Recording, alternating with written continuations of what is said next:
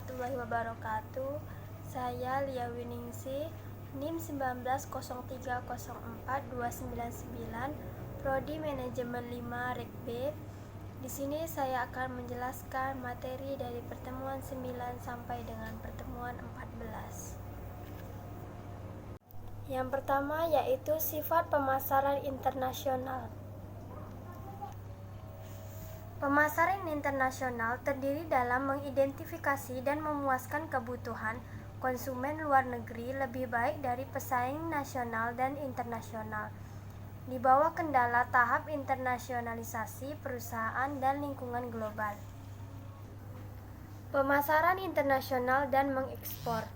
Yang pertama, pemasaran internasional lebih dari ekspor karena melibatkan pemasaran produk yang telah diproduksi atau dirakit di negara tujuan. Selanjutnya, membangun kehadiran permanen di luar negeri. Yang selanjutnya, lisensi dan waralaba. Pemasaran internasional berarti pemasaran lintas batas nasional. Pemasaran multinasional berarti koordinasi terpadu kegiatan pemasaran perusahaan di seluruh dunia. Selanjutnya, alasan untuk pemasaran luar negeri.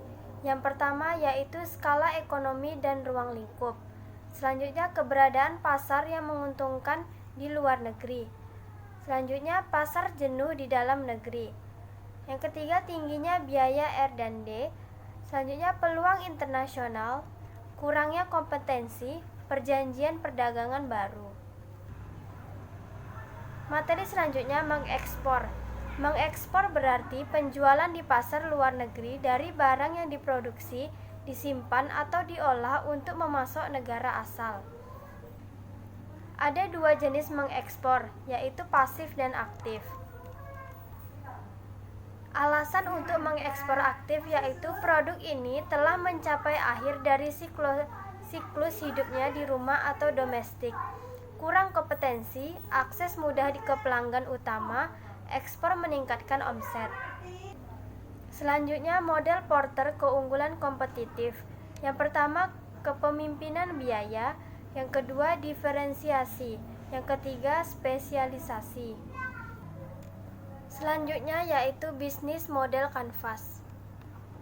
Bisnis model kanvas merupakan sebuah tool dalam strategi manajemen untuk menerjemahkan konsep, konsumen, infrastruktur maupun keuangan perusahaan dalam bentuk elemen-elemen visual.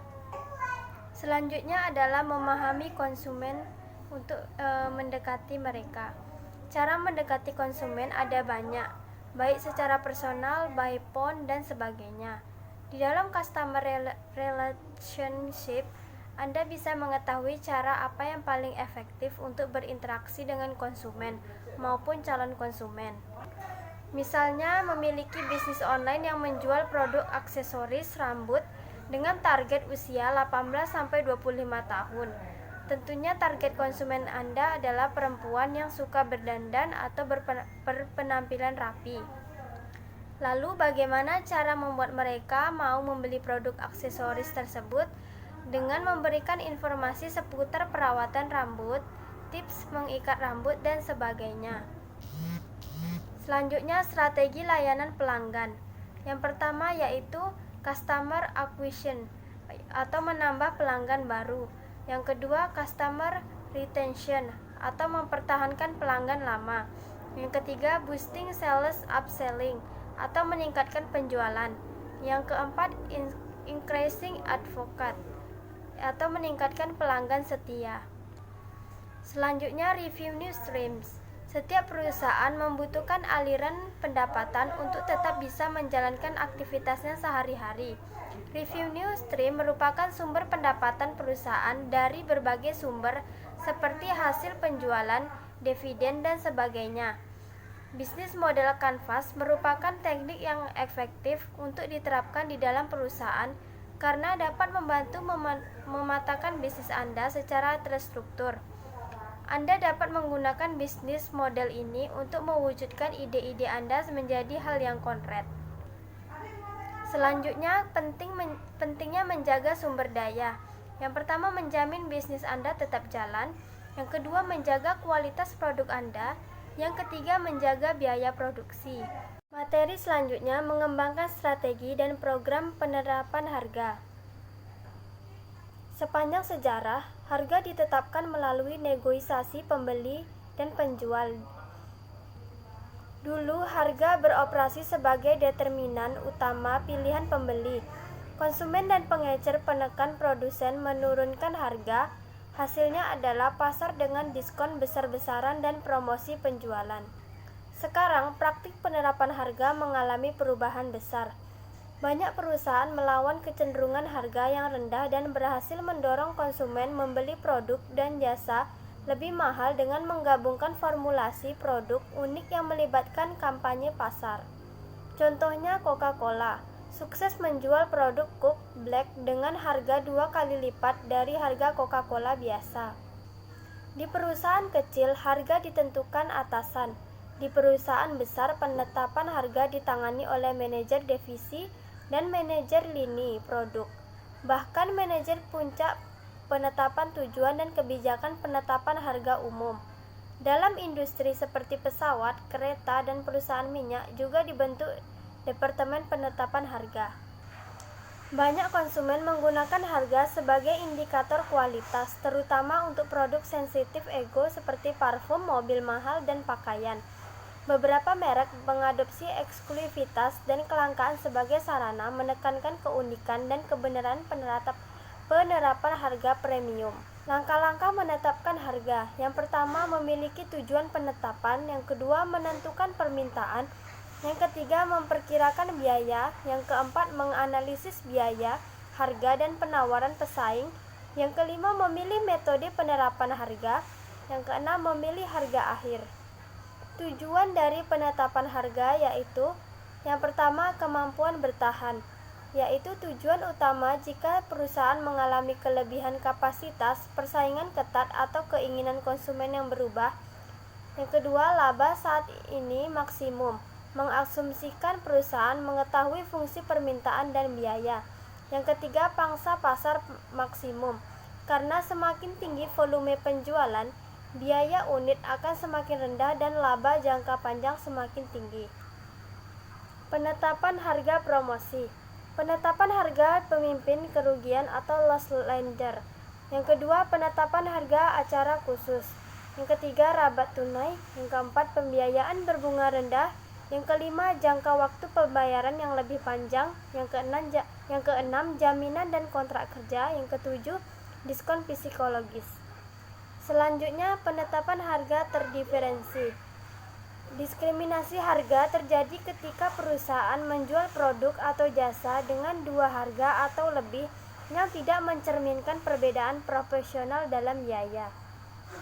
Diskriminasi harga tingkat pertama, penjual mengenakan harga terpisah kepada setiap pelanggan tergantung intensitas permintaan. Contohnya, jasa profesional seperti pengacara terkadang menetapkan tarif berbeda. Materi selanjutnya, mengelola organisasi pemasaran holistik untuk jangka panjang. Mengelola departemen pemasaran. Yang pertama, organisasi fungsional.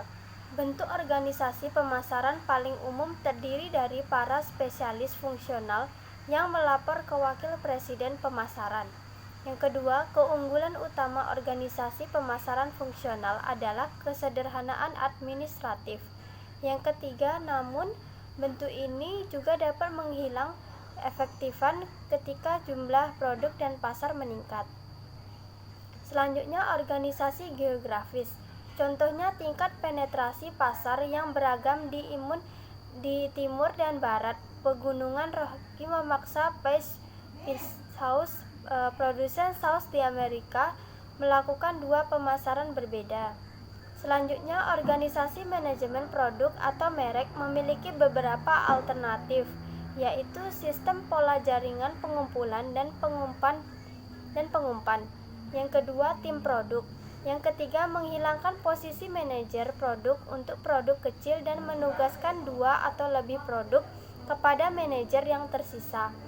Selanjutnya, memperkenalkan manajemen kategori, yakni perusahaan memfokuskan diri pada kategori produk untuk mengelola mereknya. Selanjutnya struktur tim produk.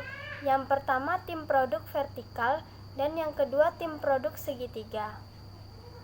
Selanjutnya tim produk horizontal. Selanjutnya organisasi manajemen pasar. Yang pertama organisasi manajemen pasar, di mana kegiatan pemasaran dikelola untuk memenuhi kebutuhan kelompok pasar yang berbeda dan tidak hanya memfokuskan diri pada fungsi, wilayah, atau produk pemasaran. Organisasi manajemen pelanggan, di mana perusahaan dapat mengelola diri untuk memahami dan perusahaan dengan pelanggan perorangan dan bukan dengan pasar massal atau bahkan dengan segmen pasar. Contohnya layanan global IBM dan sistem tenaga General Electric dikelola dengan cara organisasi manajemen pelanggan karena kebutuhannya berhubungan dengan pelanggan.